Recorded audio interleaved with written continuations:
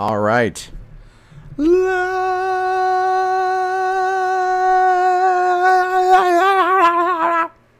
Live. That's what I meant to do.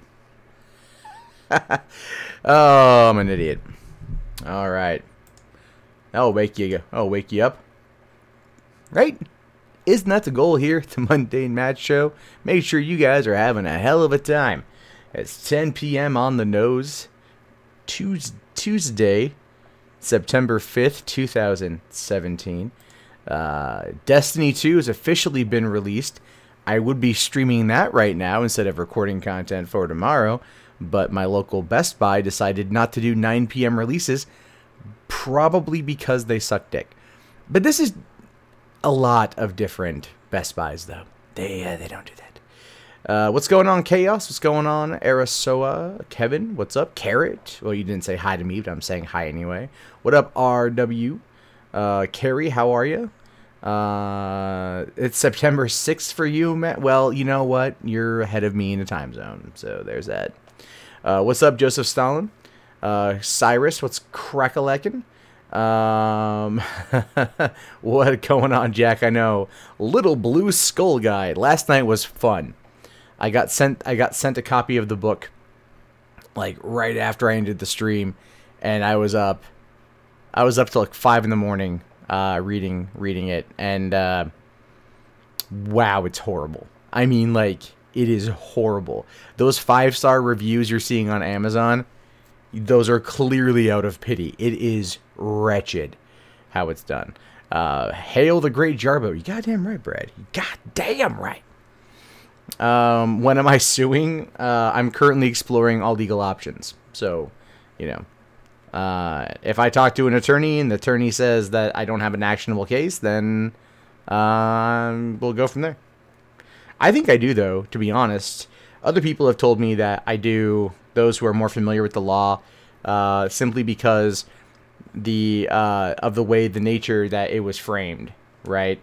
And also the blatant lies. Because there were blatant lies. The whole thing with like the organizing of the protest was a blatant lie, and then tying it together with spreading nude photos made it seem like that was what I was attempting to do, which pissed me off because I would nenever do that. I think you guys know me well enough to know I would never do that. What's going on, Magog? How you doing, buddy? How am I other than the book? Oh, I'm good. The book took up a lot of my day. That video took me like 4 hours because I had to go through and like really remember shit. And even then, I got done recording the video, and I'm kind of showing it a little bit to my girlfriend, and we talked about the DMCA stuff. And then that's when I went back and shot that little extra minute and a half that showed the DMCA forms, right, that I had received from that are on Know Your Meme, and I'm like, oh yeah, this is to further emphasize my point that this happened. And then it's referenced in the book, so it just leads me to believe that really is her. So we'll have to see what's going on with all that. I know, Blue Skull Guy. So it's pretty good. The book is god awful though. I mean, there's literally a passage in the book where she's like, at the age of 19, I married a guy purely for beneficial reasons. And I'm like, what benefit did you have? Because she talks later on about being married, but being like poor, being, you know, without money, without insurance, everything else. And so you're going like, what benefits did you get for being married at the age of 19? And then like somewhere in between there too, she says something along the lines of like, oh, when I was 18, and it jumps around narratively speaking. It's not even for, it's so made up. It's so editorialized. Unite the Blue Skulls. That's right. I'll have to do that. She is all brat. Yeah, she's pretty big brat. That's true. So yeah, I find the whole thing to be hysterical because it's as bad as you believe. You can look. Here's the thing: just go to your local Barnes and Noble. They probably have like 4 copies. That's the most I've seen in photos in the store.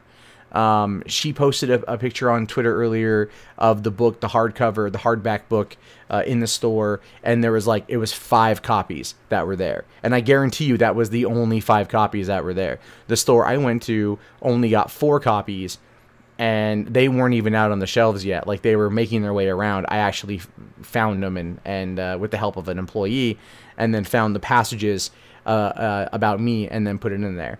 So I had to get some photos, as I evidenced in my video. I thought that was really funny. So, who's her publisher? Her publisher is a company called Public Affairs Books. So yeah, they're I'll be looking into reaching out to them. So Zoe Quinn will make you famous. Actually, it's funny, and I totally forgot to mention this in the video. In the picture that I show, that's of the picture of the actual book itself, there's an asterisk, right? And at the very bottom, there's footnotes there. And the footnote says, like, I won't name these channels by name. They've already made a career off of me. Which is funny that she says that, because when I saw her at PAX last year, I walked right past her. When I saw her at PAX last year, I just wanted to turn around and put out my hand and say, hey, I just want to say thanks for giving me a career. So I find that to be really funny that that's there. But she, out of the people she mentioned, as far as I can tell, she talked about me, talked about Mr. Medicare, she talked about Jordan Owen, of whom she refers to as Bathrobe Man, and everything else. And then she mentions the Sarkeesian effect a little bit. And then that's really about it. Like, that's really about it, from what I could tell. So, and I'm the only one that kind of got attached with that narrative of, you know, of the review for sex sort of thing, or sex for reviews, or yeah, whatever the hell you want to call it, which I never said, and I've never amplified that message. So I'm totally just like, I'm not like, I mean, I'm ticked because it's like, it's, you know, I didn't think she was actually going to equate that to me. Like, you know, because I've never, like, that's the thing. Like, yeah, you can sit there and say I made the video. Perfectly fine. I did make the video, and I did regurgitate what Aaron had said, and I went through it, and I gave my opinion on it. It was a publicly made available document. So, you know, whatever. He leaked the information. Under the First Amendment, I'm allowed to discuss this. You know, and I never said that there was a review. I said that Grayson had given her positive coverage, but I don't know how it all played out. And I said, you know, anything is possible. We don't, you know, and I was interpreting what Aaron was saying. So again, I'm not saying this. I'm interpreting, and I'm, you know, speculating, which is not, you know, an accusation, or even much of an allegation. What she said was a straight accusation. So that's the whole issue here. And then also the organizing of the protest thing. But then she follows that line with immediately saying, like, I'm going to issue out, like, you know, there's going to be people going to, like, have flyers with her nudes on it and shit. So that was the one thing that kind of pissed me off too, is like, because she basically equates that to me as well. In no certain terms did she say it, but it is heavily implied. Magog, man, you always hooking me up here, saying, some gold for your coin purse, everyone. Give Matt a little something so he doesn't have to become a male prostitute. Yeah, I mean, I got the moves. Yeah, you know, I got the moves for that shit. I got the moves like Jagger, I believe the children say these days. The teens are saying, the younger crowd is saying. But otherwise, yeah. This is some nonsense, man. Zoe Quinn is full of nonsense. The 43rd Fire Demon, man. Yeah, I hope you're okay with Irma. Some listeners have been hitting me up, letting me know that they won't be in the chat tonight because of Irma, and I'm like, just go be safe. Don't even worry about me, man. Just go be safe. Like, go take care of you. Irma, it looks frightening.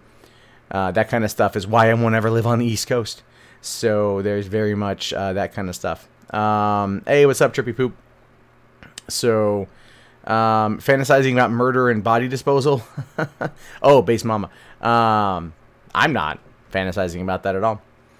What's my favorite effing movie right now?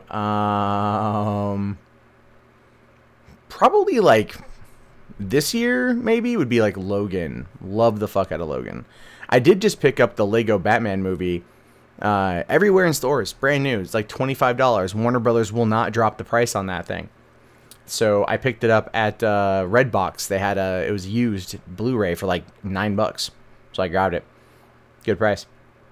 So Indiana Jones 5, that's going to happen, man, totally. Washington is a little bit safer natural disaster-wise. However, I'm not too far away from an active volcano. So, St. Helens could happen again. And that would be interesting. We'll have to find out. That'll be something fun. What's my favorite damn game right now? Probably XCOM 2. I just started playing it. What movie next year am I looking forward to the most? That would clearly be Avengers 4 or Avengers 3. What's my favorite song / band?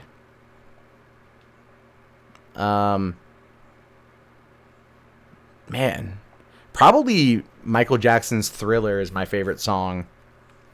And just anything by Michael Jackson just gets me going. So, all right, Riley, glad that you're back. Glad that you're in Alabama. Hope things are well. St. Helens 2 volcanic boogaloo. Yeah, that'd be something. I'd probably sit there and, like, get in my car and, like, drive as close as I could to get some good video footage, you know? I can just imagine, like, YouTuber MundaneMatt found dead in his car for trying to get too close to fucking Mount St. Helens. Whatever, man. Thriller's a great song. Fuck you, Jeeves. So, Don't Stop Till You Get Enough's a good song, too. Can you help me figure out what the difference between Gab and the... Oh, what is it? Gab and what? I don't know, man. So, let's see here. Oh, Haunted House says $10, sir. Thank you very much. Sell some Blue Skull t-shirts. I need to. I think I need to now more than ever. I also need to spend more time working on my YouTube book. One of my friends hit me up tonight and is like, "Why don't you write your own book? Why don't you write your own book about Gamergate, about what happened?" I'm like, I don't know if I could write a book about Gamergate. I'd have to really go back and do a lot of research about what happened, certain dates, certain things, you know, and then remember everything. It was so much stuff. I'd have to go back and listen to my entire catalog of videos. And you fuckers know how many videos I make, so I make a lot of content, man. I make a lot of goddamn content. I know, Magog. I know.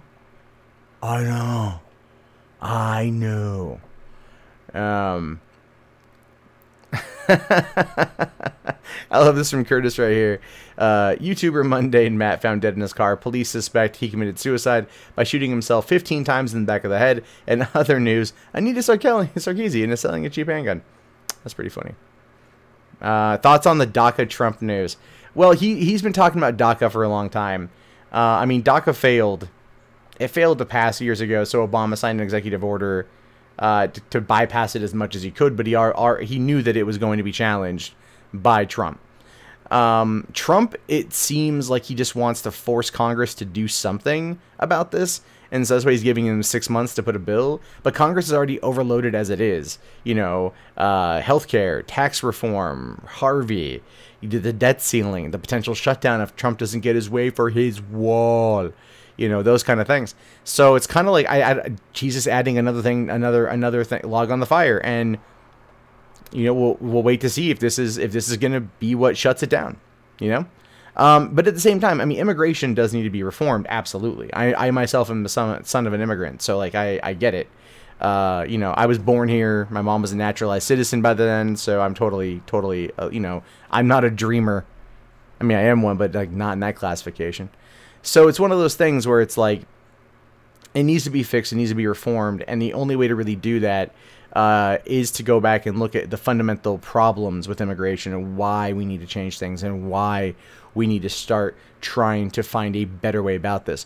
Trump's plan of just trying to like shut it all down and then go from there probably isn't going to work. It seems like the easiest method, though. It really does.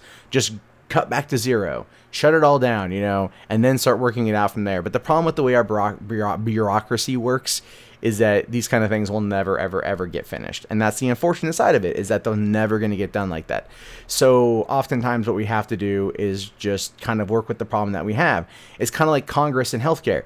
Obamacare needs fixing. Everyone knows it. What are they doing?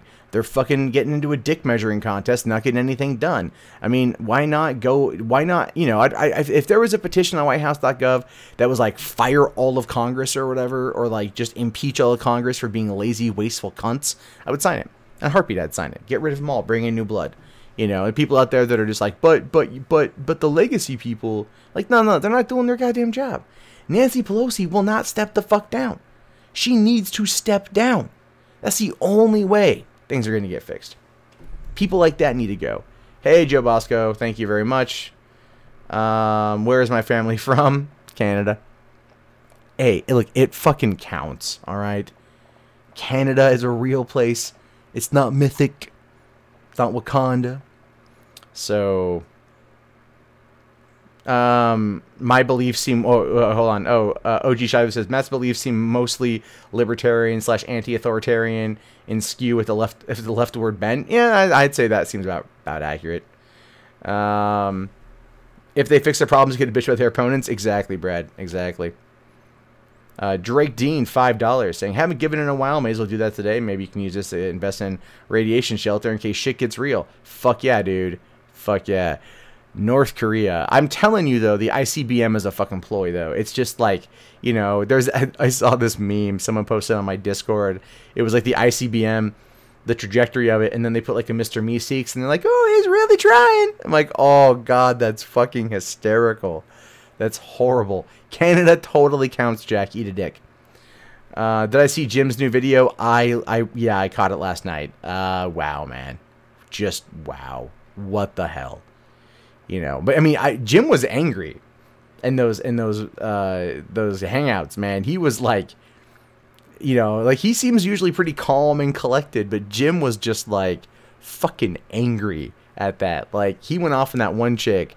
And everything else. Like, I've never heard him get that angry before, and I was like, damn. You know, like, so that was interesting. And yeah, so it's just insane. Sorry, Magog, Jim is Mr. Medicare. For some reason, your donate button's not letting me click. Hold on, Lilith. Let me double check. Oh, hold on. I know why. Hold on. There you go. That's fixed now. There was no, for some reason, the HTTP didn't work. So that works now. That works. Hey, quick question. Kind of a random thing. How do you guys like me putting myself in the thumbnails? I tried that today with all 3 videos. I know that Mitzi Moore, who's usually in here, I don't know if she's here right now, she seemed to enjoy it. I kind of liked it. I think it kind of allows me to maybe get a little bit more expressive. And then they say if you put yourself in the thumbnail, it just looks better. So there's definitely that. Am I going to sue Zoe Quinn? I am currently exploring all legal avenues. All I'm going to say about that. There are people telling me not to sue, that like I can't sue her because what she said was free speech. It's hit or miss, depending. You know, I mean, it is hit or miss. Depending how you look at it. She accused me of something I did not say in print, which is libel. So she accused me of 2 things, actually, that I can provably say I did not say, which would be the protest and the you know, fucking the guy for a review. And so and then there's the other thing with the IRC chat. I was in the IRC chat, but I was never like working with them on some shit. Hey, thanks a lot, Riley. I'm glad you like the new AFO. The new intro was cringe. I gotta redo it. I was having fun with it, though. I don't give a fuck. Am I still friends with Rich from Review Tech? Sure. I haven't talked to him as much, so he's got a kid now. Makes it really hard to get in contact with him. That and he, like the other day, Rich hit me up, and he's just like, hey, what's up, man? I'm like, oh, hey, what's up? And, like, I hit him back a little bit later. Nothing back for days. And then he's like, oh, yeah, sorry. Like, hey, what's going on? So I hit him back. Oh, yeah, not too much, dude. How are you doing? Nothing back since then. Rich is one, like, as much as I like Rich, he's one of the worst communicators I've ever encountered. Ever. And I'm sure he knows it, too. So there's that. So there's that. Sue her if I can. Again, I have to talk to an attorney, and I have to explore all my legal options. I'm really pointing out that my video at least showcases the defamatory statements, the lies, as well as, you know, bringing back up the false DMCA that is at this point directly tied to her, and the fact that she mentioned it in the book and never mentioned that her name was attached to that or refuted that claim tells me a lot about that situation.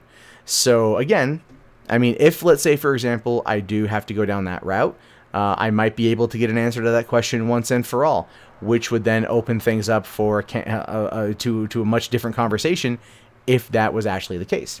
But like I said, if that happens, I won't be able to talk about it, and yeah, so I'm not going to like speculate on anything right now. I'm just saying I'm currently exploring my legal options. Did I get any ash from the fires in Washington? I did. Whatever happened to the fucker that tried to dox me? He fucked off for a while. He comes back every once in a while. Still trolls Rich, occasionally trolls me.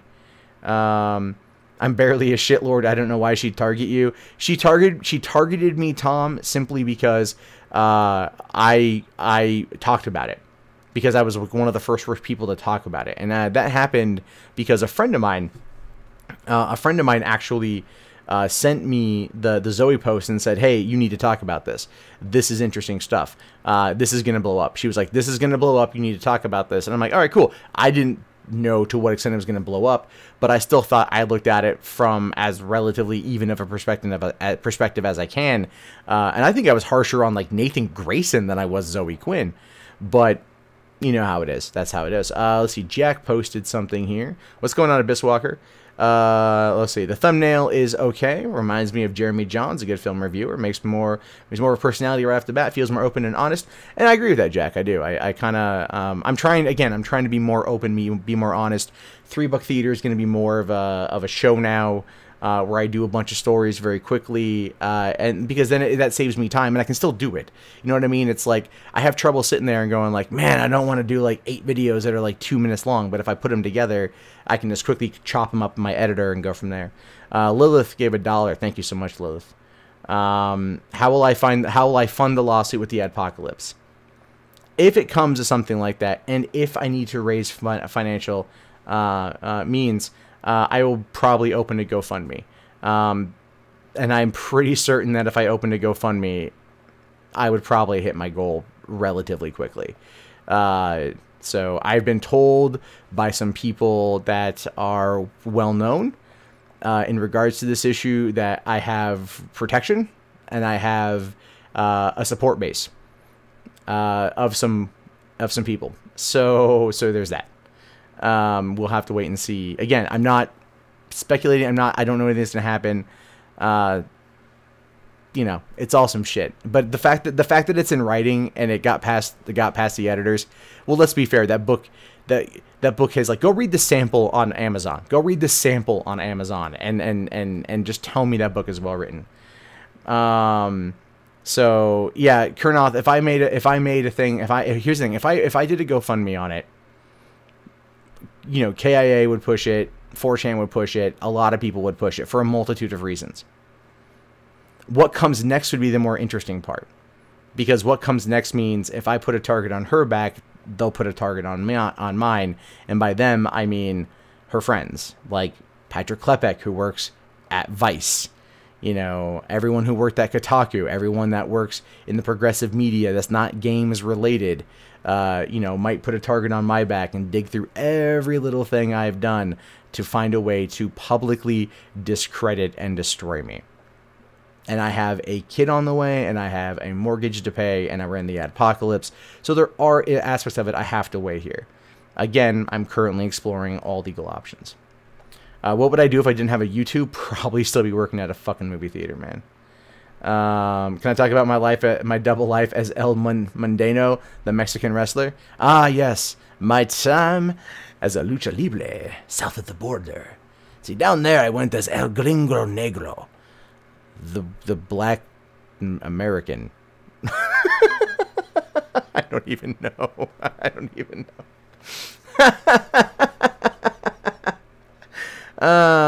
Let's see. Marky, $5. Saying here, Matt, don't let the truth get in the way of the narrative. We must always protect the narrative. Give your life to the narrative. That sounds like an echo chamber response there, Marky. Depends on what the narrative is. Would I consider doing a debate/gaming thing with someone? Cherry Pasta Gamer? Yeah, sure. I don't know who. It's possible I accidentally did, OG Shifley. It's possible I accidentally did. Let's see here.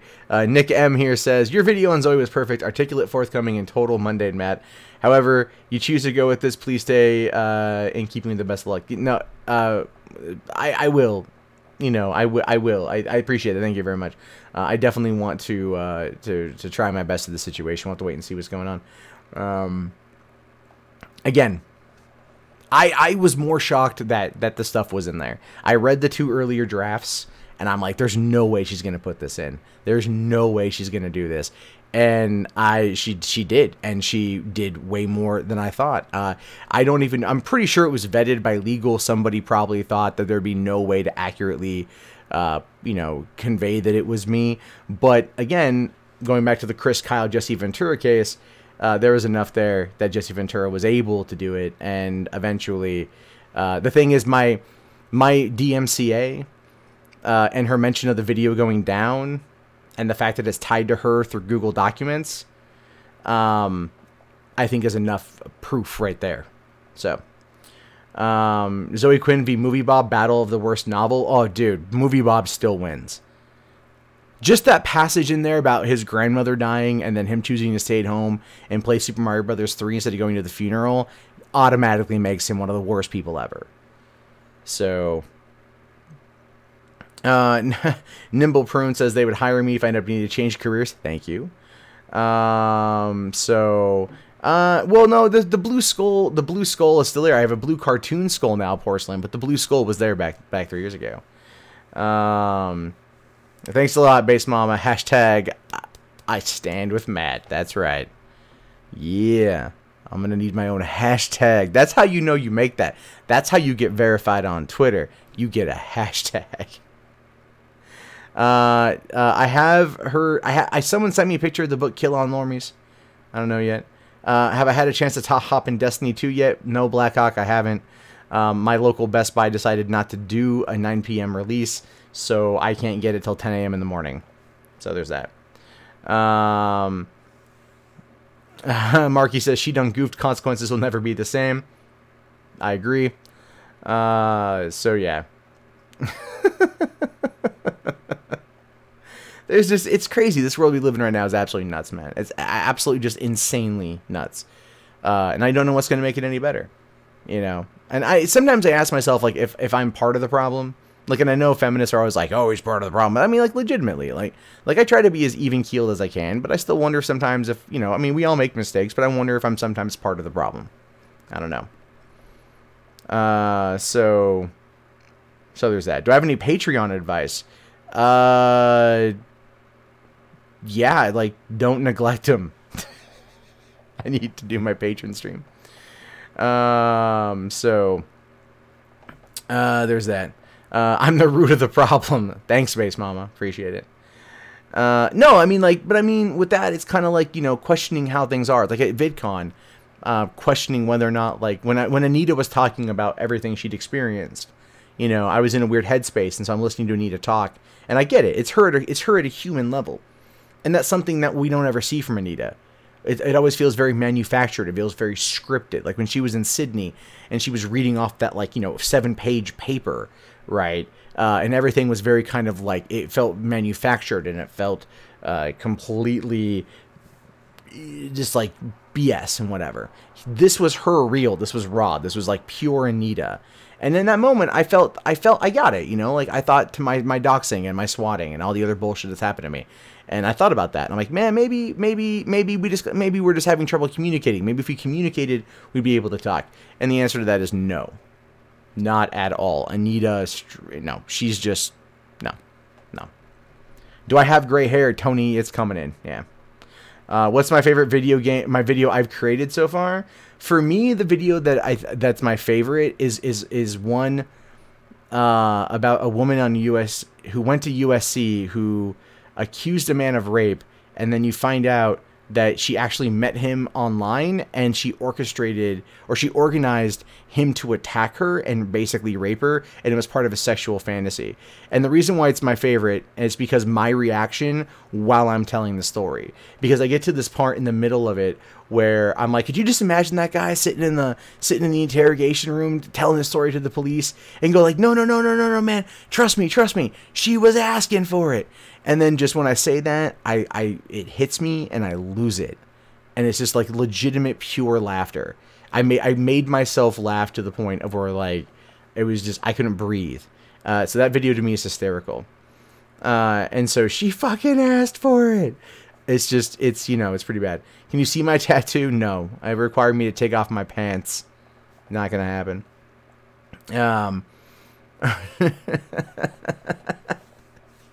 It's funny. It's really funny. Yeah, laughter is medicine. Absolutely. Laughter is medicine. What's the worst video I made? Oh, shit.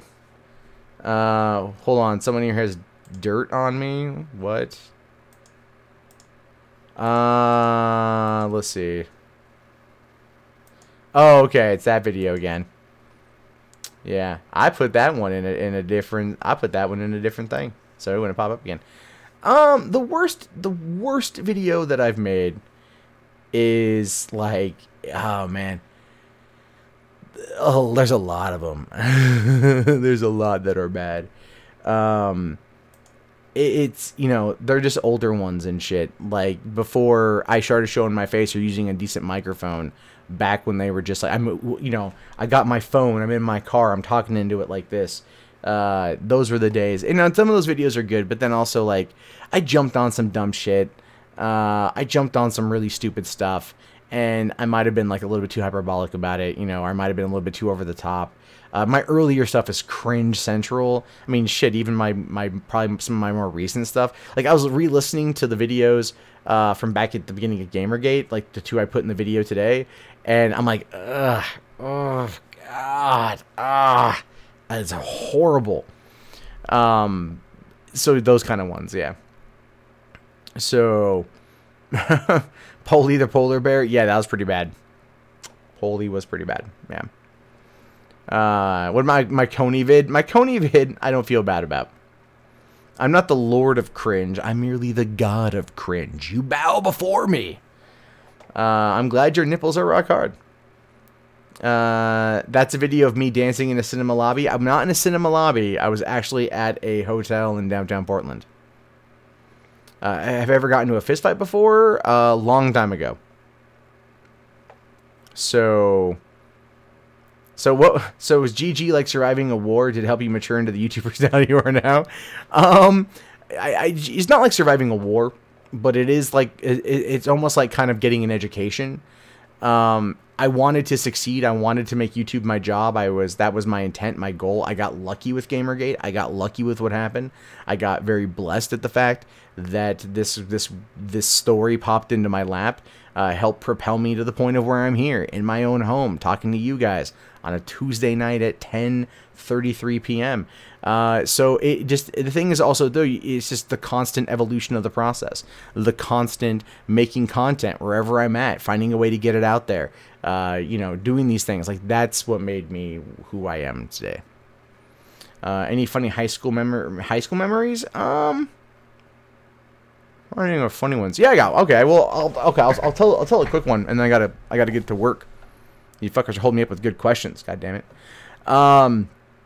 Okay, so when I was a sophomore or a junior, I think I was a junior. I'm pretty sure I was a junior. We were gonna go to our high school football team was like undefeated, and we were going down to Ashland, Oregon, which is about 6 hours away, to fight their team, to play their team, who was also pretty much undefeated. And their coach was like this long-lasting, like this long-time coach, well-loved coach in the community there, had won many state championships, and this was his last game unless they won, in which case then they'd go off to the playoffs. But this was his last game. And so I decided to go down there for the booster club. I was like, all right, hey, I got a half day of school. I got to travel down Southern Oregon. I got to go see a football game. Why not, man? I don't even like football, but it gets me the fuck out of school. So I loaded up, my mom gave me some snacks, and one of the snacks she happened to give me was a big bag of peanut M&Ms, because clearly a rotund 17-year-old needed M&Ms. Just letting that one sing every time. Anyway, so we get on the bus. It's about a 6-hour drive, and there's this one kid on the bus named Rory. Now, Rory and I have always known each other since we were in, I think, in middle school. We you know, off and on type stuff. And at one point in time, I fell asleep, and I wake up, and Rory had taken my M&Ms out of my bag. Now, he didn't open them or anything, but he took them out of my bag. And I was like, hey, give him back. He's like, no, man, I'm not giving him back, you know. But he's like a big dude. He beat my ass in a fucking second. I was pretty pissed off. I didn't say nothing about it. I didn't want to be a bitch. But I was pretty pissed off, and I was kind of fuming when I got down to Ashland, right? And so instead of going into the game, I ended up walking over to the convenience store in order to find a place to sneak off to smoke a cigarette right quick, as well as get a Coke and whatnot. Now, as I'm walking into the store, two other dudes walk out that are locals. They're townies in Ashland. And they had been stealing stuff, and I saw them stealing stuff. And they were like, hey, man, come with us. And I'm like, yeah, all right, cool. So I bombed over with them to get away from, you know, the store and whatever. We ended up hanging out for a few hours and, you know, walking around Ashland. I didn't even really go to the goddamn game until the last, like, probably, you know, maybe like the end of the third quarter. And so we had, like, you know, I was even able to get into the game for free because we had ran into one of the counselors of the high school, and he kind of, you know, let us all in and shit. Now, I knew we were winning the game, so I didn't really give much of a fuck, but I still wanted to get back my goddamn M&Ms. Again, this was out of principle. So I snuck off to go smoke one more cigarette and walked over, and I found where our bus is. Now, buses aren't hard to jimmy open the door if you just know what you're doing. So I was able to get in there. I have tiny fingers, you know, and I shimmied the door open, walked over to Rory's bag in the back, and I just took back my M&Ms. That was it. I took back my M&Ms, walked off the bus, went back out, smoked another cigarette. We won the game. The crowd all funneled together. We got back on the bus, and we started heading off back home. We get about 20 minutes into the drive and whatnot, and, you know, I'm sitting there in my seat, and I'm looking over at Rory, and Rory's, you know, digging through his bag and whatnot, trying to find the M&Ms. Obviously, that tub of fucking fat-ass lard was fucking hungry. Wanted my goddamn M&Ms. So he can't find him. And he's like, where the fuck are they? He looks over at me, and I just pull him out, open the bag, and start munching on him right there. I'm like, what's up, man? You know, and he didn't say a fucking word.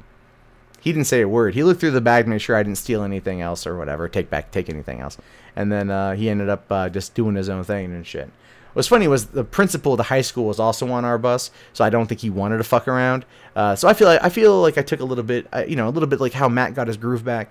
You know, I got punked in front of some kids in school and shit, but using skills I had learned clearly from playing video games such as Metal Gear Solid allowed me to shimmy my way onto a bus and steal back sugary treats that I clearly didn't need, but I felt like I fucking earned.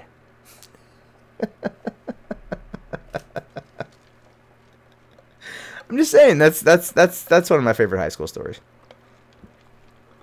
That was good. I enjoyed that one. That was a long time ago too. Fuck, man. So, I'm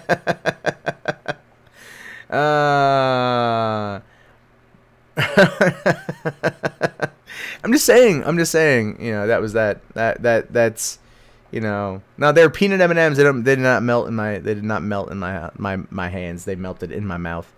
And yeah, I never saw those kids again. I never got a fucking number. It was one of those quick things. But yeah, I mean, I think we smoked a lot more cigarettes. That was really about it. But those guys I was with, they were stealing everything.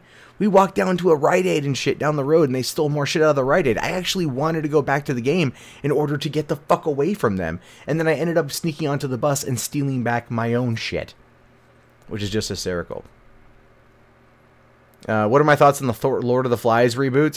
You know what? I'm okay with it because I cannot wait for the fallout of women getting upset at the fact that women can be evil to other women and it being portrayed on screen. That, to me, is something that I'm interested to see. What do I think of ADHD? It sucks. So there's that.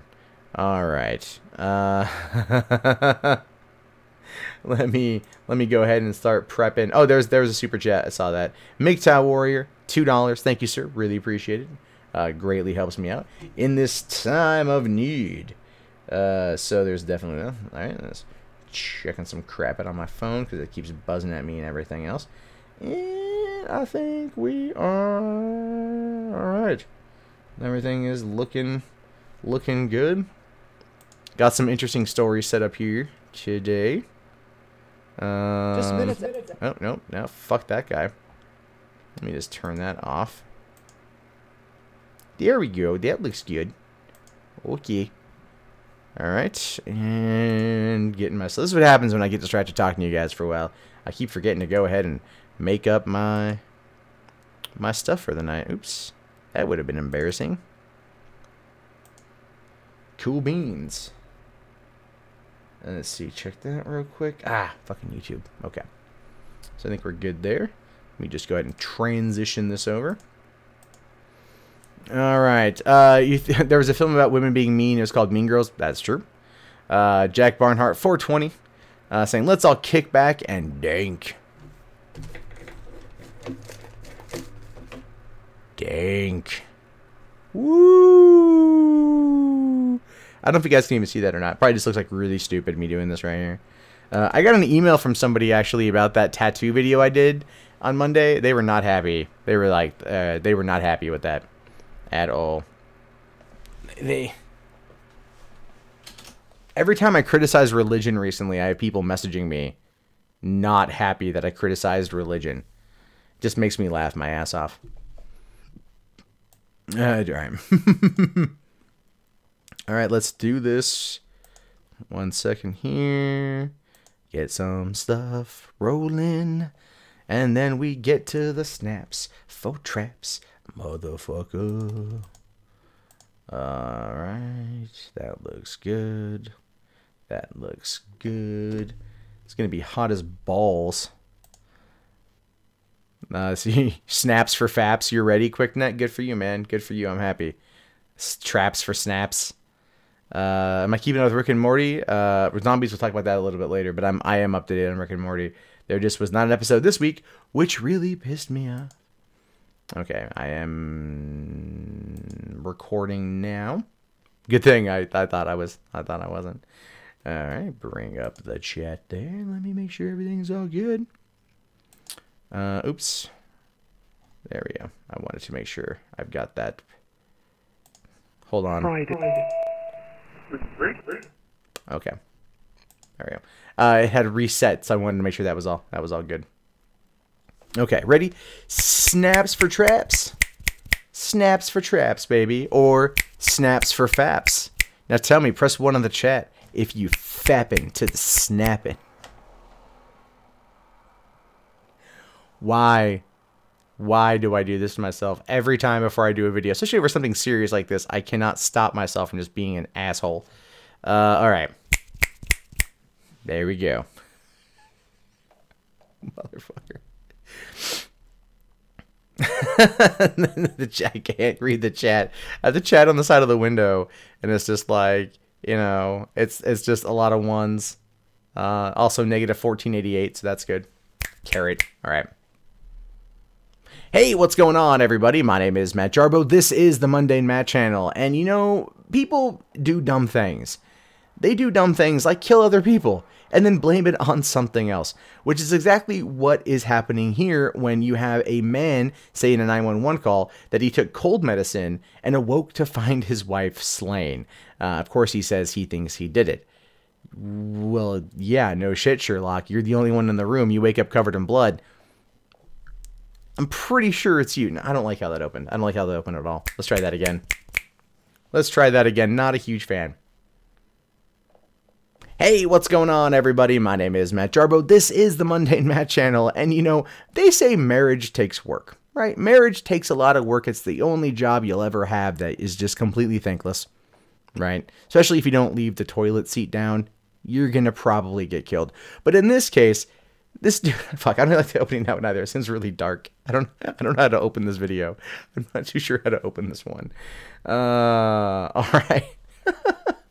Okay, I think it's going to be a dark opening, but I think we're going to be okay.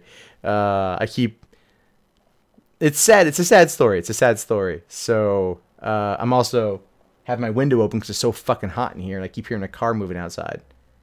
It's 10:45. Go to bed, everybody. Oh, it's my neighbor getting home. Probably a good thing I stopped him.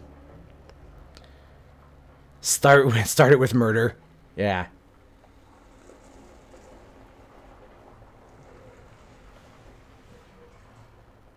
Are they coming and going?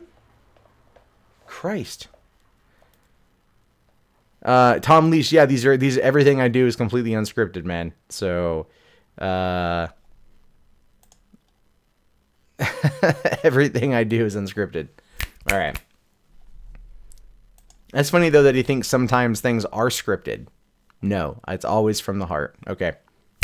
Start it with a darker tone. I will try.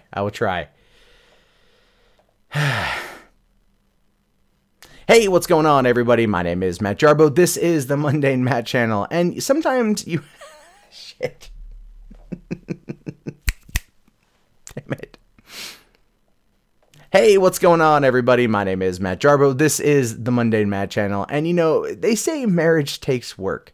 And sometimes marriages don't work out, right? I believe it's a very large percentage of most marriages, first marriages in this country, don't work out very well. And it's really sad when they all fail. But in some cases, no, fuck me, I don't like any of that. Okay. All right. Okay. I got it now. See, sometimes I have trouble. This is the process. We're working this out together.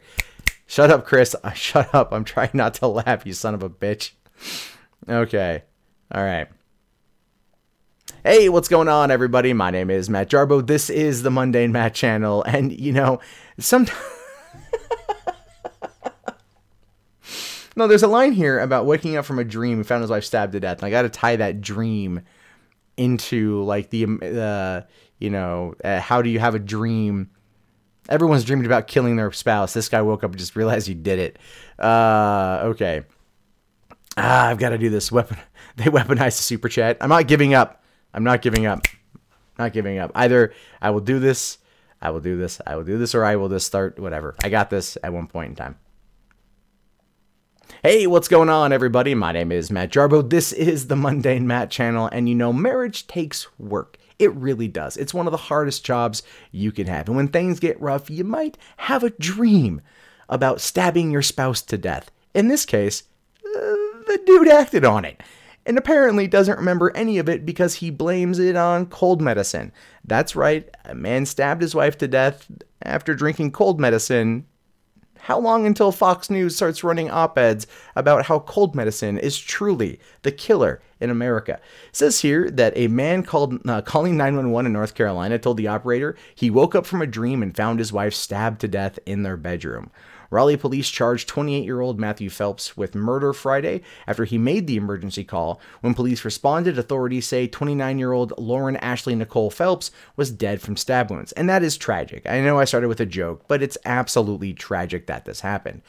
They were a newly married couple, which is very weird that this thing played out the way that it did. In the 911 call, Phelps told operator that he took more cold medicine than he should have and woke up after his dream with blood all over him and a knife on the bed he shared with his wife. Now, I've been very sick. I've been very ill. I've had to take many medications. I'm sure many of us have. I've never taken so much cold medicine where I sleepwalked to the kitchen, pulled out a shank, and then took somebody out with it. Oftentimes, if I'm that kind of fucked up, the only thing that really happens is nocturnal emissions. But I mean, I've said too much. But no, seriously, it's like that's pretty over the top. Matthew Phelps is heard on the call saying, "I think I killed my wife and everything." When a dispatch asks him what happened, he says, "I had a dream, and then I turn on the lights and she's dead on the floor." Was a dream about killing her? These are the details we need to know. How, the dispatch is heard asking. Phelps responds, "I have blood all over me and there's a bloody knife on the bed. I think I did it." Phelps says the medication he took was Coricidin, a cough and cold medication, because I know it can make you feel good and sometimes I can't sleep at night. Again, was he taking cough medicine? Right? Was it? Sure, it's not Grandpa's old cough medicine. Glug, glug, glug. I mean, it makes you feel good. And he can't sleep. I get that. I understand that. But so he took some stuff that made him feel good, and apparently that prompted him to just treat his wife like a victim in a Friday the 13th movie. It just, again, there's something here I feel is missing. Toward the end of the 7-minute 911 call, Matthew Phelps starts sobbing, saying his wife didn't deserve this. And I believe he's sincere. And I think all of us watching would agree. It wasn't known if Phelps had a lawyer. Oh, I'm sure he does now. Quercetin contains dextromethorphan, or dextromethorphan. There we go.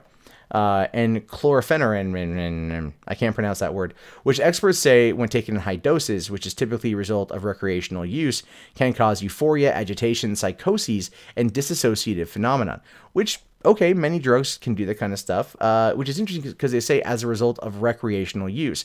Now, he says that it can make you feel good and you can't sleep at night, which makes me wonder if he suffered from insomnia and then had problems with imbibing way too much of this type of drug. I mean, we've all been there, you know. I mean, like, look here, I got my pen with the devil's lettuce in it that's well liquefied, you know, and sometimes I puff on that as a way to help me fall asleep too. But you know, I also don't wake up and you know, find my girlfriend dead in bed. All I'm saying here is weed is probably the way you should have gone, Michael or Matthew. A statement available on the Quercetin website describes abuse of over-the-counter product, including those that contain dextromethorphan. I can't pronounce that word. One of the active ingredients in certain Quercetin products as a long-standing issue, and says a cough suppressant is safe when used as directed. Well, of course, you're going to say that. In a statement released to CBS News Crime Radar, sorry, car. All right.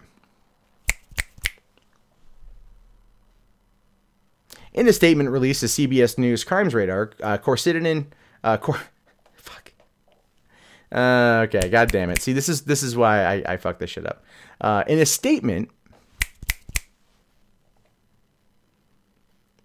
released to CBS News Crimes Radar, Quercetin parent company Bayer says it extends our deepest sympathies to the family. Patient safety is our top priority, and we continually monitor adverse events regarding all of our products. There is no evidence to suggest that Quercetin is associated with violent behavior.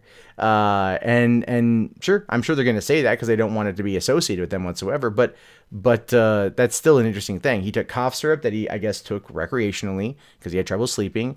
And this doesn't give us a lot of other information about whether or not he had any kind of episode like this in the past. What we do know about this guy, essentially, is that he was a pastor-to-be, and she taught Sunday school. This was, like, as close to, like, the kind of Americana, at least Christian version of it, you know, idea of Americana out there. You know, you have a 28-year-old pastor-to-be, his 29-year-old, very beautiful wife, and then this tragedy strikes. And, you know, he woke up and she was dead. Now, here's the thing, because my thought immediately went to, like, the movie The Fugitive. You know, it was the one-armed man.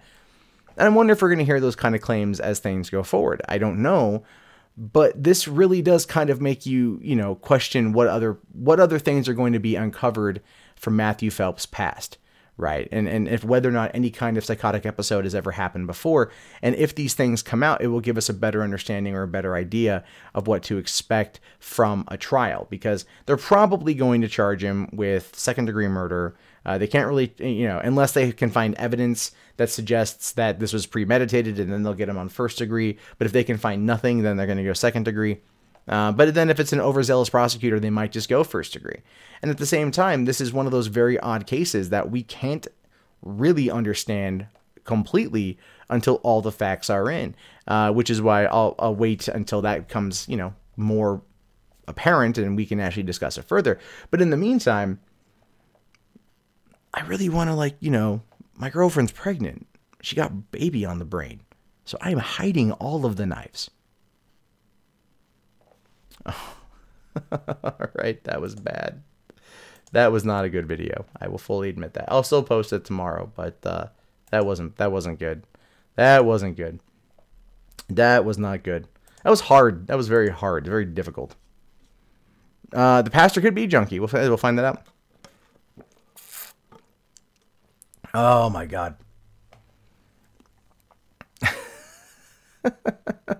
post with all the fuck ups. I'm not gonna post with all the fuck ups. So you cut the joke on the girlfriend? I might. She'll kill me. Hey, what's up, failure? How are you, buddy? She gonna stab me with the pickle? Yeah, pickle Rick. So if it was just from the meds, I feel bad, but I don't hear these kind of stories very often about meds coming into play and killing somebody. I don't hear those stories very often.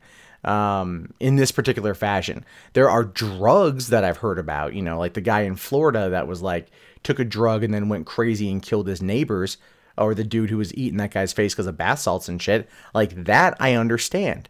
Also Florida.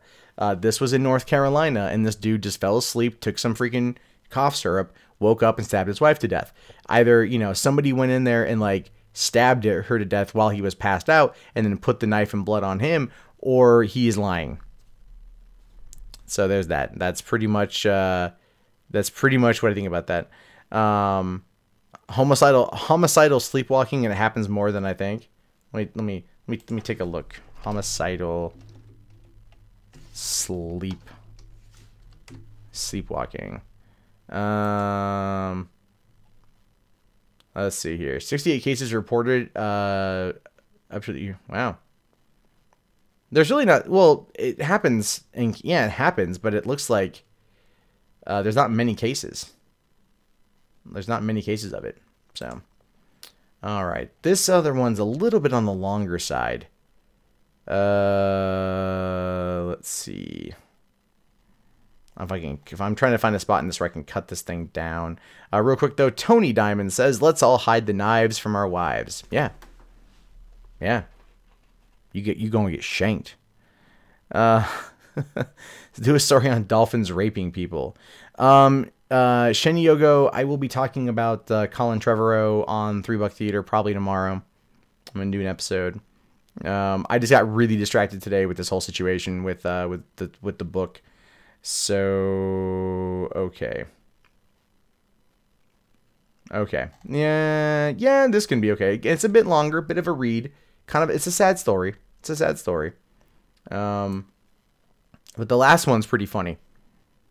Am I gonna do another true crime live stream? I don't know. So, am I unsynced right now? Is that what's happening? Am I unsynced? No, it looks synced to me. I think your shit just sucks, Space Mama. That's what I think. I think your lousy Arizona connection is just horrible. But there was a couple super chats that I did miss. Let's see here. Base Mama was $2. Sid Vicious, homie, start with that. I don't quite get the reference. I'm sorry. Jack Barnhart saying domestic cold in theaters this Friday.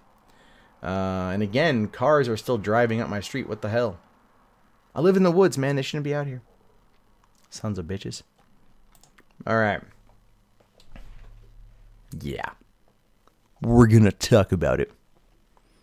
So, let me get the chat up there. What are my thoughts on DACA? I've already talked about DACA earlier. At the beginning of the stream, I talked about DACA. So if you guys want to know more about DACA, go back, watch the beginning of the stream. And everyone really wants me to sue Zoe Quinn. We'll see. Okay. Again, exploring all legal options. That's all I can say about that right now. All right. So let's do this here. Snappity snap. Snappity snap. Snaps faux traps.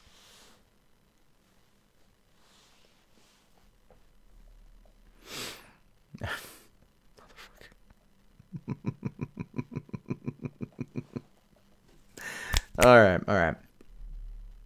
Hey, what's going on, everybody? My name is Matt Jarbo. This is the Mundane Matt channel.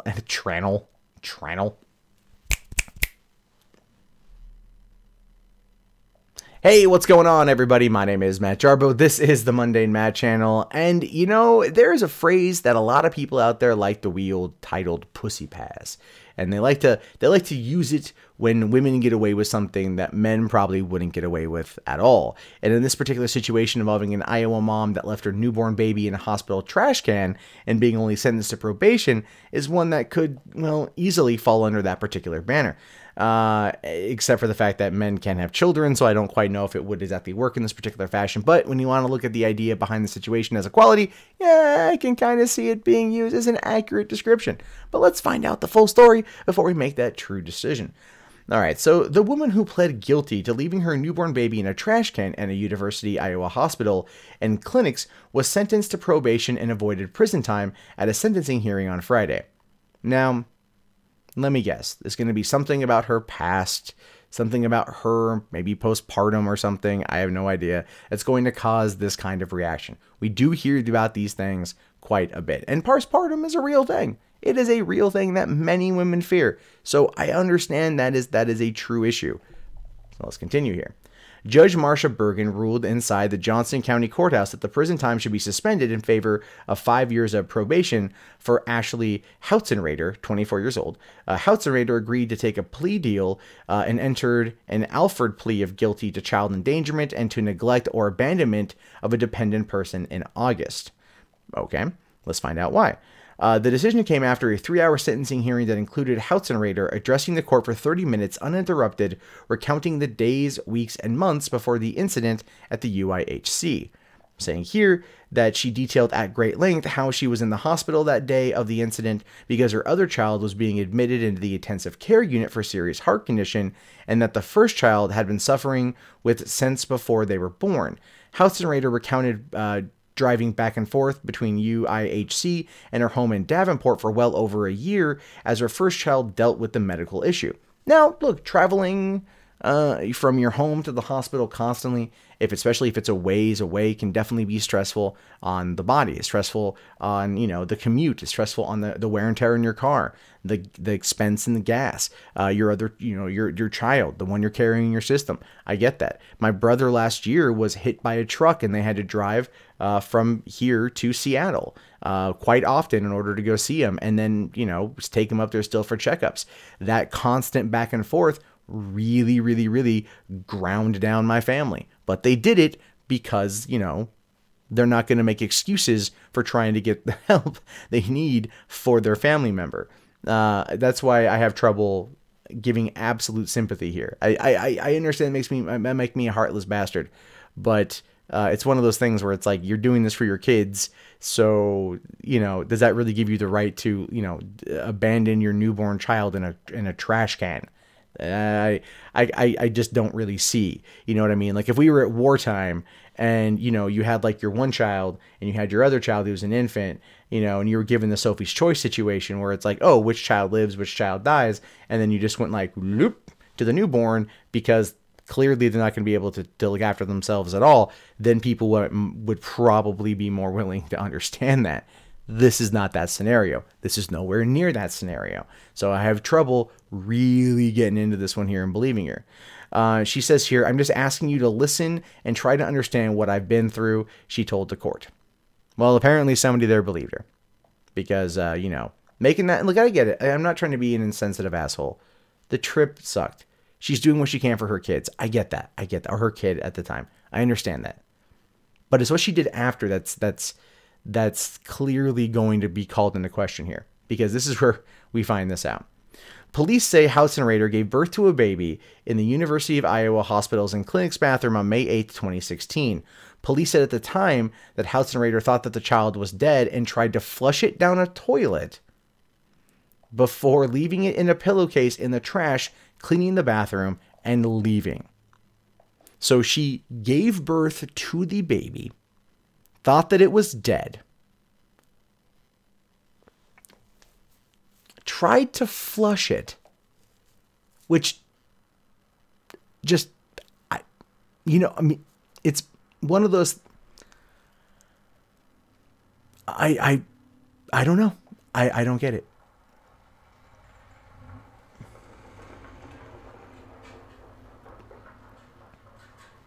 So I get for leaving my window open. No, like the people behind me are like, there's like a house and like a couple trailers, and there's a whole bunch of people there, so they come and go all the damn time. It's too fucking hot to not have the window open. Anyway. Police say Houtzenrader told officers at the time she did not know she was pregnant, and that she admitted to leaving the child in the trash after she thought it died. The baby was found alive by hospital employees a short time later, which is fantastic. Like, that's one of those things where you're like, you tried to flush a baby down the toilet, then you put it in a pillowcase, and you put it in a trash can, and you went about your merry fucking business. You know, I'm pretty sure anyone out there watching at home that's had children is going to look at this and go, no, there's some straight BS here. Before Houtzenrader addressed the court, her attorneys, John Bruzek and Julia Zielinski, introduced a witness, psychiatrist Dr. Cara Angelata, a faculty member at Northwestern University, who had seen Houtzenrader after the incident at UIHC.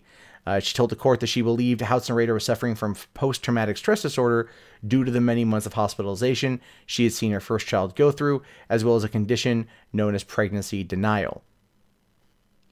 Sure, I can understand that, but to commute a sentence from prison time for trying to flush your baby down the toilet to a probation for 5 years?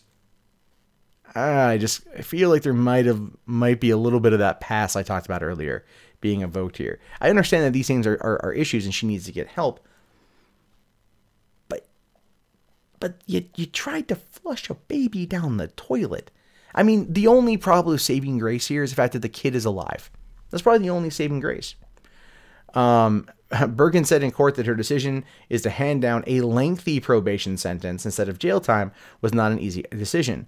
But she's taken Houtzenrader's age, the fact that she had no prior convictions, and that Houtzenrader had agreed to treatment for PTSD immediately after the incident at UIHC into consideration when making her decision. And look, I get it. I just said, why not get the help? So she's getting the help. She agreed to the help. So, that's something.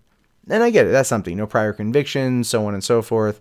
Cool. That's good. She had a break. But you tried to flush a baby down the toilet. I don't know if that's something that can so easily be glossed over in this case. Because just the pure physical dimensions of a child and a toilet bowl. I mean, I've plugged a toilet bowl from just taking a shit without even wiping. You know what I mean? A baby is just not going to fit. Physics won't allow it. If Bergen had been handed down prison time instead of probation, Houtzenrader would have likely faced 2 years for child endangerment, an aggravated misdemeanor, and 10 years for neglect or abandonment of a dependent person, a Class D felony. Those sentences would have been served concurrently. So she would have served at most 10 years in prison for doing this. I don't know. I mean, what would you guys do? Would you give her the full 10 years? I don't know. That's the thing here. It's like 10 years feels like a bit much because she didn't actually kill the child. She would have killed the child 10 years. Absolutely. She wouldn't even be in this particular situation if the child was dead. I think we all can agree on that one at this point. Sorry. Car.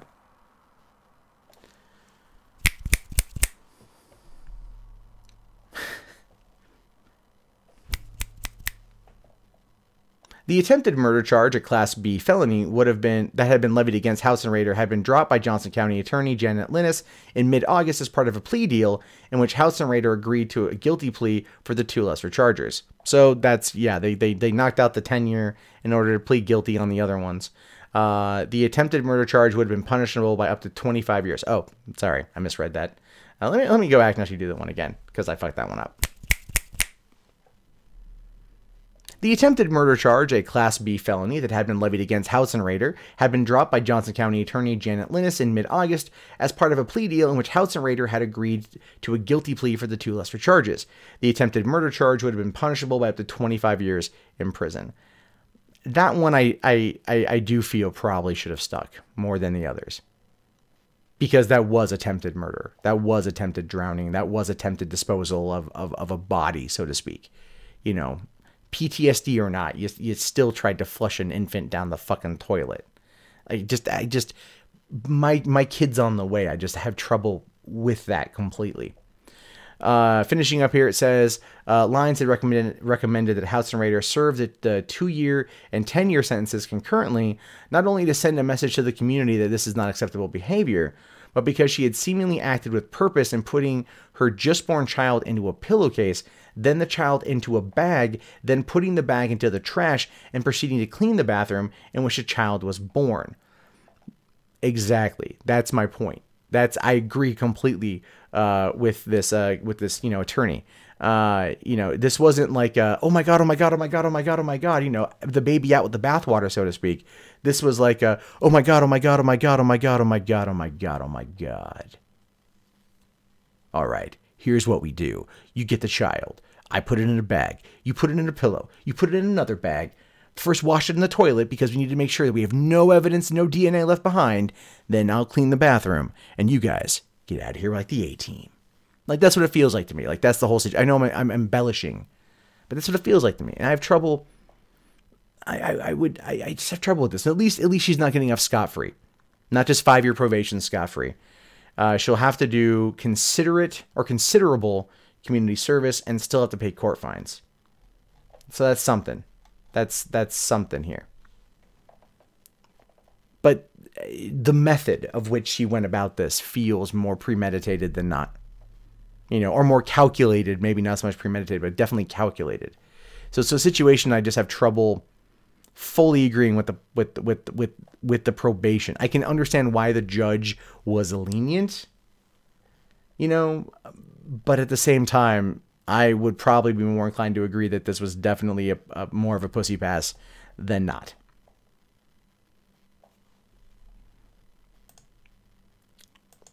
All right, back over to that. Sorry about the fuck ups there and my neighbors. I'm assuming the child's probably in a foster care.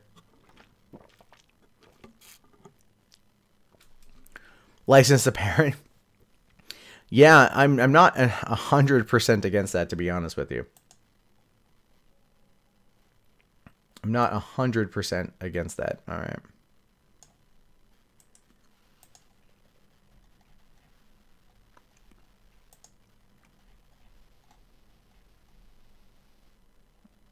Okay.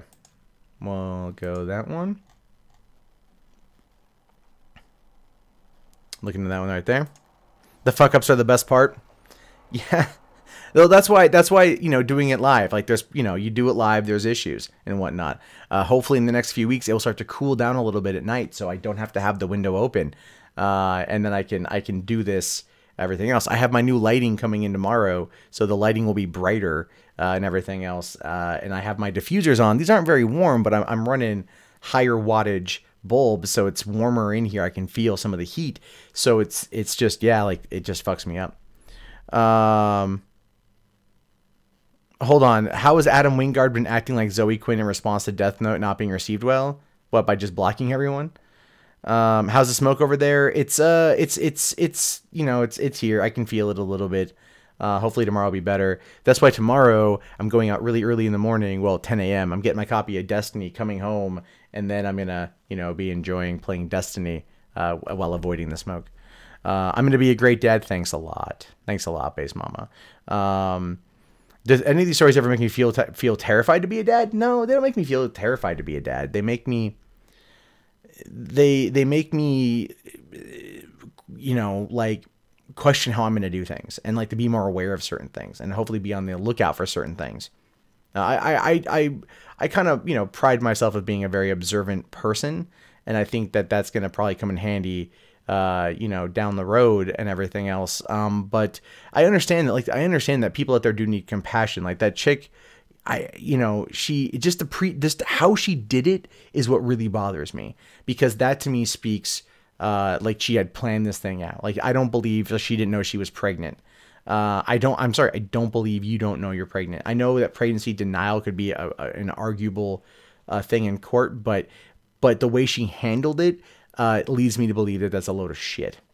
Project centered around Jesus fucking Christ. We're going to block that element.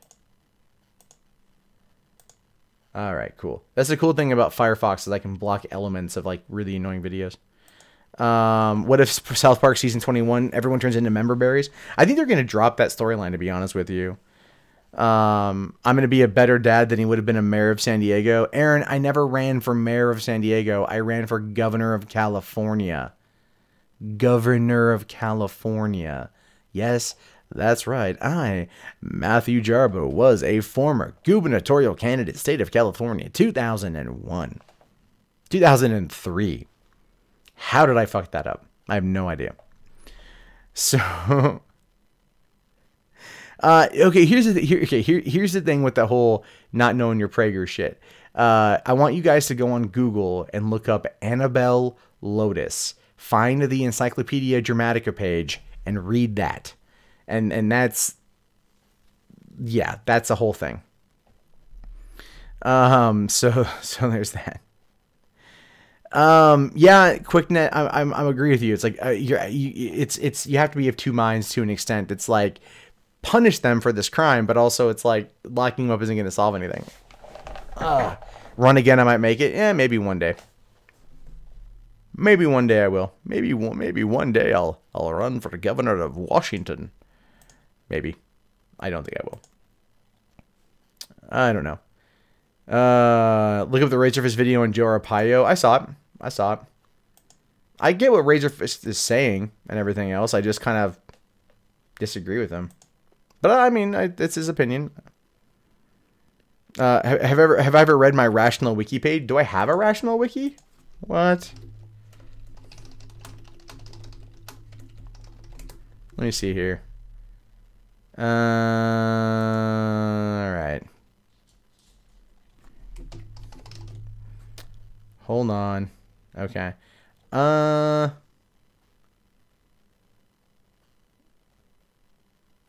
I know that on the Rational Wiki it says the claim in question is horribly written and not something one would expect from a proper claimant to make. That's actually a load of shit. So, but I love that they turned it around to like something with weave. It's stupid crap. Stupid crap. Arpaio for head of ice. Oh my god. Oh, the old video of me pitching the Twilight thing. Yeah, that's on the other channel, man. Yeah. I would have made Twilight 4 epic. Like epically bad. I mean, it's already bad. Trogdor, I actually have Movie Pass. I'm waiting for them to send me my my card. I don't know when it's going to show up. Can I play the Song of My People? Coo coo coo coo coo coo coo coo. Coo coo coo coo coo coo coo coo. I don't know. Blame Canada, maybe? That could be something. Right? Blame the Canadians. That's how we do it. We blame them for everything. All right, let's get into this last story here. This last thing. And then we can move on because I'm fucking sweating my ass off. Lilith, I was at PAX in Seattle for Saturday. I was there Saturday only. I wish I could have stayed longer. I was not feeling well. I had a massage on Friday, my first ever massage, and the dude like beat me to shit. It was like one of the most painful experiences of my life. And I was awake when they pulled one of my wisdom tooth, and that still was way harder. But this hurt. This is like 20 minutes of pain. But I feel a lot looser all the way through. So I'm gonna have to go and get another massage at some point. Just hopefully not from that guy, because he fucked my shit up, man. He fucked my shit up. All right, let's go into this last one here. Bring up the chat. Can you see it in IMAX? I might go see it in IMAX. The Song of My People is a theme to Great White North. Yes, it is. Yes, it absolutely is. You drink a lot of water. Well, I did. I drink a lot of water, but I felt like shit for days, man. Yeah, that was bad. It was like super bad. And then the next day, I had to go again, walk around PAX. Carry your backpack, have another bag with my clothes. I was gone. So, I love the response to the headline in the chat. That's why I chose this story. That's why I chose it. Let's get into this here, shall we? let's get into it here, ladies and gentlemen, boys and girls. We're going to be talking about the craziest goddamn motherfucking thing ever come out of goddamn motherfucking Denver. That's right, folks. We're talking about genitals on a dead man's body. Oh, yeah. All right. I don't know where the fuck that came from. Snap it a snap. Snap it a snap. Snaps for traps.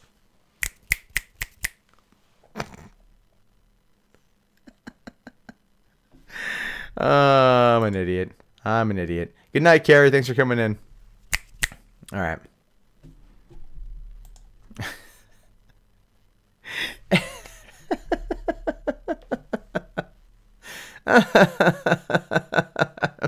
All right. I got it. All right. The nurses just wanted to crack a cold one. I'm going to use that joke, by the way. It's mine now, Joseph Stalin.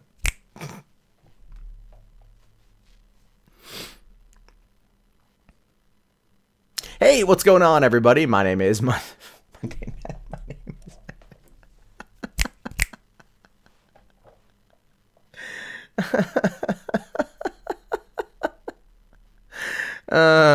okay.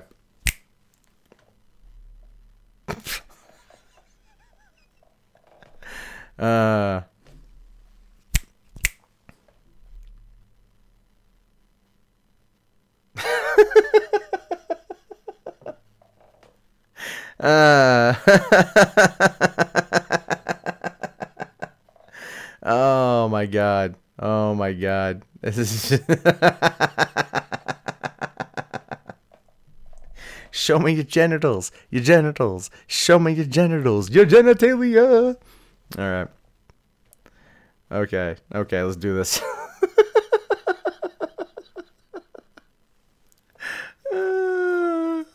Oh my fucking god. Okay. This is why I say my streams are fun. Why it's more fun to do this shit live, especially these kind of stories. All right, one more time. One more time. Hey, what's going on, everybody? My name is Matt Jarbo. This is the MundaneMatt channel, and sometimes life just gives you lemonade when you look at a story title like this. Denver health nurses suspended after opening body bag to see male's genitalia. Yeah, that gives a whole new definition to the meaning of cracking a cold one, right? Oh my god, this is real life. I thought this was an Onion headline at first, but no. They really wanted to see this man's penis. I hope it was worth it, because it might cost them their jobs. 5 nurses at Denver Health Medical Center were suspended for 3 weeks after they inappropriately viewed a deceased patient's body and talked about it, a hospital spokesperson confirmed to Denver Center. A tip to Denver 7 said the nurses disciplined admired the size of a deceased patient's genitals, and at one point opened a body bag to view parts of the body, a hospital spokesperson confirmed. This is when I just feel like it's an appropriate time to quote a John LaJoe song, you know, show me your genitals, show me your genitals, your genitalia, right? Like, that's kind of what it feels like to me. It's like that's probably how they got caught. They were talking about like, oh my God, Becky, look at that dick. And then someone started playing the song. A different nurse heard one of the disciplined nurses make a comment in May that the nurse felt was inappropriate and reported it to hospital staff. Like I said, they were quoting John LaJoe. That's how this works out. Multiple staff members viewed the victim when he was incapacitated, including after he was deceased. The complaint... The complainant, Risk Management for Death, Denver Health, made a mandatory report. So this isn't just when he was dead. This was before he was dead. There were nurses that were talking about this dude's penis before he died, right? Like they were viewing him while he was in a coma or something, while he was incapacitated. That is some seriously messed up shit. Just for a second, imagine that the tables were turned, right? The roles were reversed, and it was 5 male nurses viewing the body of a comatose or incapacitated woman with a very attractive figure, right? And they even went back after she was dead. This would be everywhere. It'd be sexism in medicine. And oh my God, the horror! The horror! People's heads would explode like in scanners over this kind of controversy. But because it's 5 women looking at a dude's dong, who just happens to be dead, it's going to more or less be laughed at. This, my friends, shows you why there's a problem with sexism in this country. If men do it, it's horrible. If women do it, it's laughable. No, I'm sad, but true. Rasmussen originally said 2 nurses were disciplined after the internal investigation, but later said 5 nurses were suspended following the investigation's conclusion because they kept looking at his dick. The report said the incidences occurred between March 31st and April 3rd, 2017, but they weren't reported until May 8th. So over the course of 4 days is when they went and they were looking at this. So the guy was dying. He's on his last breath. He's in this hospital, probably somewhere in this, his consciousness is hoping to God as he's floating over his body, because they say that happens sometimes, and he's going like, I hope they save me. I hope they save me. But instead what his consciousness sees as it's sitting there, unable to do anything, is women coming in and admiring his penis. Now the subconscious or whatever is out there floating around, probably thinking to himself, hey man, I'm gonna wake up. I'm gonna wake up and I'm gonna fuck all y'all. Because he probably could. They kept coming back for seconds to look at his junk. It means they wanted a bit of it. They were feeling the need to play the game. Ouch, ouch, just the tip. But no, unfortunately, this dude passed away. But they still came back to view the dick, man. Who does that? Well, I mean, besides these 5 nurses in Denver. Denver police confirmed they responded to the incident, but say the decision was made to have Denver Health Medical Center handle the issue internally. Yeah, what would the police do with that case? Well, we're taking the report here, so you're telling me that 5 nurses viewed the deceased subject's genitals and then made inappropriate comments about the genitals. What should I charge them with? No one had sex with the corpse that we know of, so necrophilia is out. But if they're just admiring the dude's body, it's more of a policy issue than a legal one. I mean, unless they took it on like a weekend at Bernie's excursion where they all sat there and got down with this thing, then probably nothing the cops could actually do. And again, just being the cop on duty that took that call, he's probably going, this is dumb. Like, this is super, super, super dumb, right?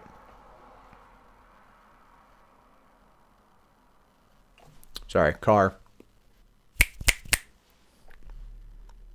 But let's finish up the story here. So it says here that a Denver Police Department officer did speak with one of our on-call prosecutors at the time. Ken Lane, communications director for the Denver District Attorney Office, said they determined there was insufficient evidence to prove a crime was committed, no charges were filed, and referred the matter back to Denver Health to handle internally. Rasmussen said he could not provide the names of the nurses involved. He said the nurses worked in a medical unit of the hospital, but did not disclose which unit. Clearly they were checking out that guy's unit, but horrible joke. But again, the Denver Police Department made the right call.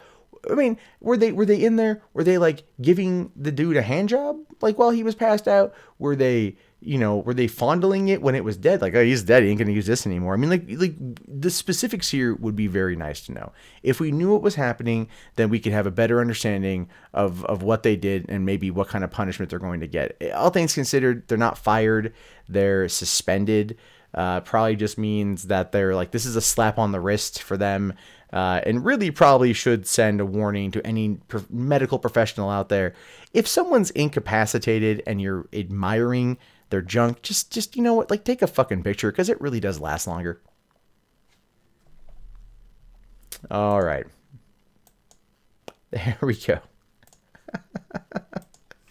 Oh. Fucking fan on, man. All right. This is what happens when I don't like, the stories. The stories today were not very good.